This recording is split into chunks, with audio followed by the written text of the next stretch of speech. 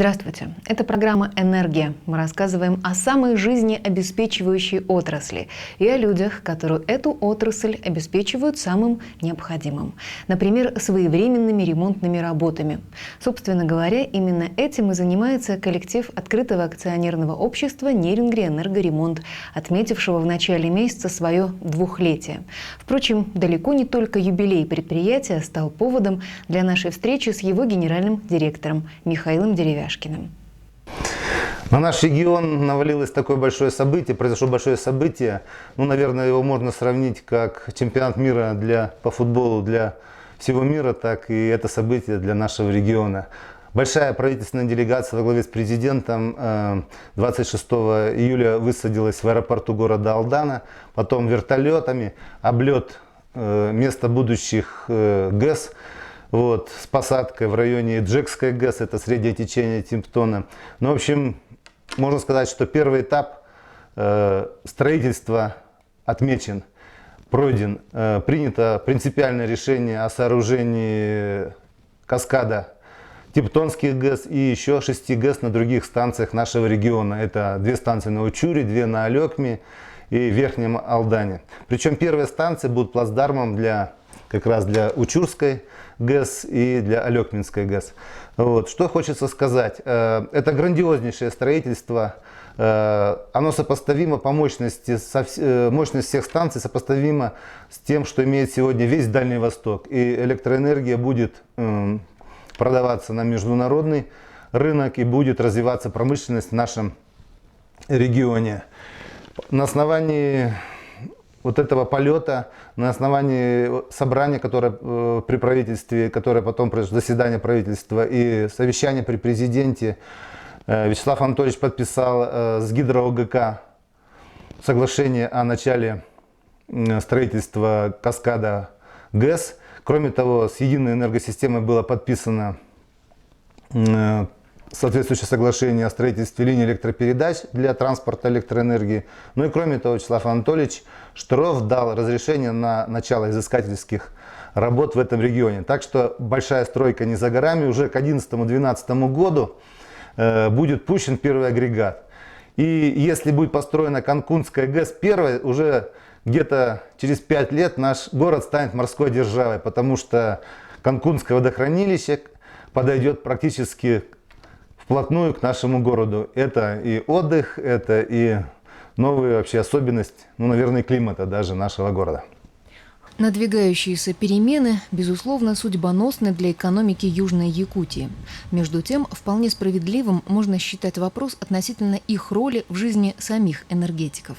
Нерюнгри Энергоремонт на сегодня является самым большим предприятием в энергомонтажном, в энергоремонтном бизнесе. Поэтому у нас есть все основания надеяться на то, что мы непосредственно будем участниками этих событий. Наши специалисты могут и монтировать и энергооборудование, и электромонтажные работы производить. И кроме того, ни одна стройка не обходится без тепловых сетей. Здесь тоже у нас есть богатый опыт. Поэтому среди первопроходцев и первостроителей каскада будущих ГЭС, я надеюсь, будет и Нерюнгри Энергоремонт. А пока грандиозный проект строительства гидроэнергетического комплекса лишь в разработке, Михаил Павлович может смело подводить итоги 2-летней деятельности своего предприятия. Тем более, что ему есть чем гордиться. Прошло 2 года в самом деле.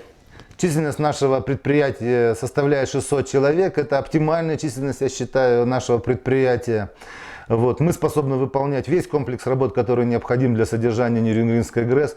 И в преддверии перехода в новую систему, в новое качество, Дальневосточную энергетическую компанию, мы с оптимизмом смотрим в будущее.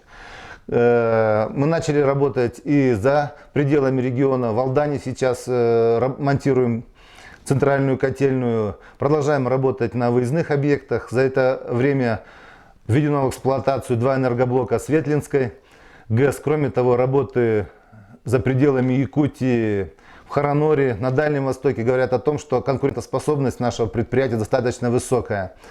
Столица нашей республики, город Якутск, не остался без внимания. Якутская ТЭЦ и ГРЭС тоже знают нас не понаслышке. Что хочется сказать.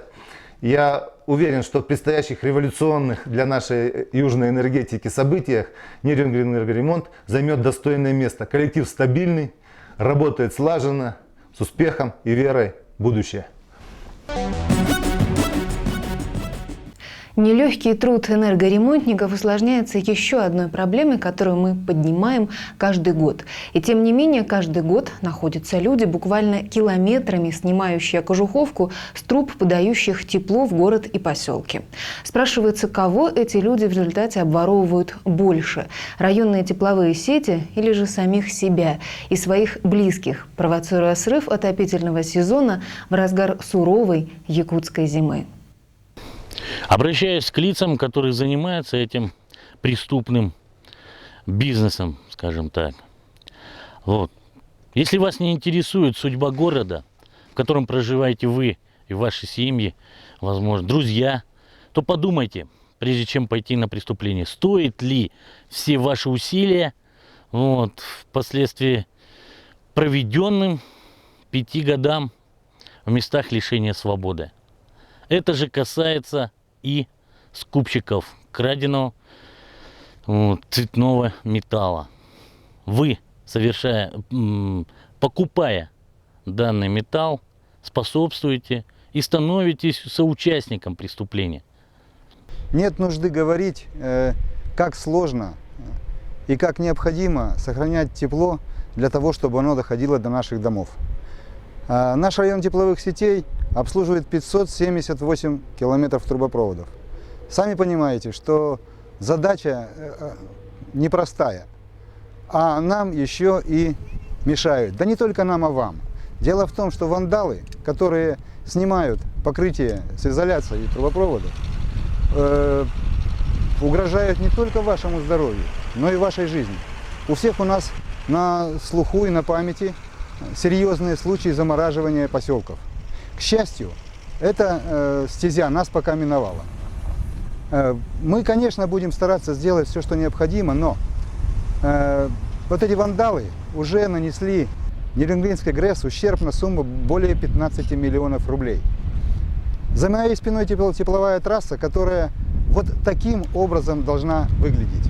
Вот целое покрытие, хорошая изоляция, и тогда тепло придет в ваши дома.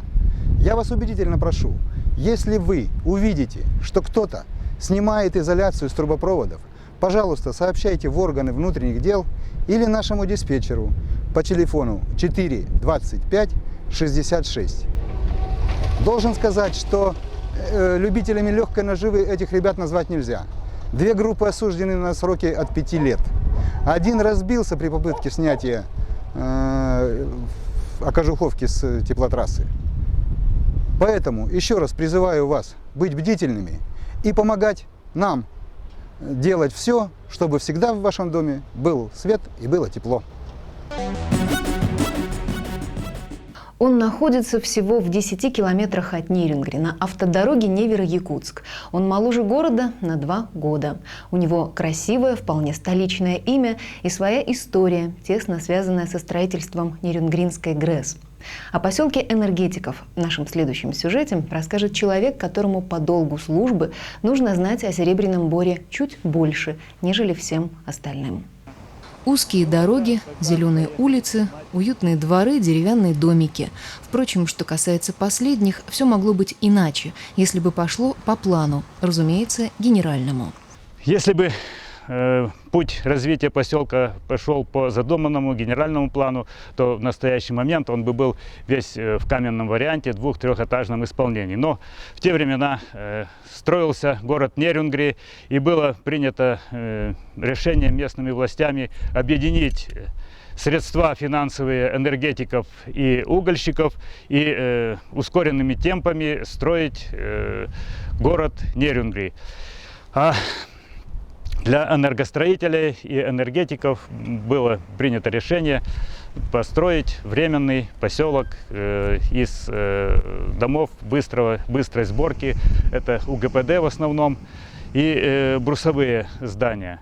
УГПД – это универсальный габаритный передвижной дом. И сегодня поселок – основная часть из вот этих передвижных универсальных домов. Но вся инфраструктура, весь соцкультбыт построен, как и было задумано генеральным планом, в постоянном каменном варианте. Это и школа, детский сад, дом культуры, сеть магазинов, больница. И проложены магистральные сети, которые в настоящее время работают и являются, так сказать, артериями нашего поселка, что дает возможность, уже около 30 лет существует поселок, значит, прожить нам эти суровые зимы, которые более 9 месяцев в году. И поселок не страдает отсутствием тепла и, естественно, воды. Конечно, по сравнению с тем, как бурлила жизнь в конце 70-х, начале 80-х, когда поселок вместе со станцией активно строился, сегодня здесь довольно-таки тихо.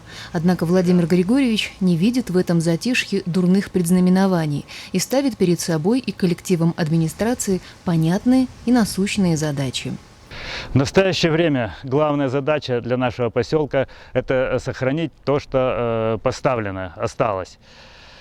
Что и делается, это мы лето короткое используем для того, чтобы подготовиться к следующей зиме, сохраняем те временные здания, потому что население поселка на сегодняшний день составляет 4800 жителей, они должны жить в нормальных, комфортных условиях. Но и перспектива, что ждет дальше, значит, наш поселок. Ну, его расположение и наличие сетей, дорог благоприятствует для того, чтобы в дальнейшем производить строительство или начать строительство индивидуального жилья и жилья в постоянном каменном варианте. Места для этого есть. Было 16 общежитий, теперь они разобраны, но сети, дороги к этим общежитиям остались до настоящего времени. Поэтому есть возможность на месте бывших общежитий строить прекрасные каменные дома, как для индивидуального застройщика, так и для муниципального жилья. В настоящее время составляется генеральный план дальнейшего развития нашего поселка. Вот, четвертая очередь, вернее, четвертый блок Ниренгринской ГРЭС, он все равно будет строиться. Развитие энергетики, оно предстоит, потому что без опережающего строительства энергетики не может быть развития экономики. В 2008 году, в феврале месяце, нашему поселку исполняется 30 лет. За это время он пережил и взлеты, и падения, но сейчас у него появляется второе дыхание, и наш поселок будет жить и развиваться. Где те официальные возрастные рамки, из которых не должны выходить молодые люди, считающие День молодежи своим праздником? Очевидно, они существуют, но их никто не видел. И это к лучшему. В подтверждение всему вышесказанному наш следующий материал. На спортивном мероприятии в Серебряном Бору, посвященном Дню молодежи, самой молодежи, в строгом понимании этого слова, было немного, что, впрочем, празднику никак не помешало. Первый июльский солнечный день, разноцветные флаги, музыка из динамиков и спортсмены, то есть сотрудники различных предприятий поселка, пожелавшие свою законную субботу посвятить борьбе за кубок первенства по волейболу. В соревнованиях, организованных при поддержке поселковой администрации, Ниренгринской ГРЭС и открытого акционерного общества «Нерюнгри Энергоремонт», участвовали 6 команд. В итоге все призовые места достались командам НЭРа. А лучшими игроками были названы Дмитрий Рябов и Владимир Прядко. Кубок, грамоты и подарки победителям вручил глава администрации Серебряного Бора Владимир Малышев. Тем временем на детской площадке впервые была организована игровая программа проекта «Наш двор». Студентка гуманитарного колледжа Елена Морозова предложила детворе поучаствовать в веселых спортивных конкурсах с мячами, скакалками и обручами. Наградой за участие стало не только хорошее настроение, но и призы. Надо отметить, что подобные мероприятия в поселке Энергетиков не первые и не последние. В начале августа на том же стадионе пройдет летняя спартакиада, а также первенство по футболу, баскетболу, женскому и мужскому волейболу, в котором примут участие сборные команды Серебряного Бора, Беркакита и Чульмана. Кроме того, в эти дни здесь будет организована большая детская развлекательная программа.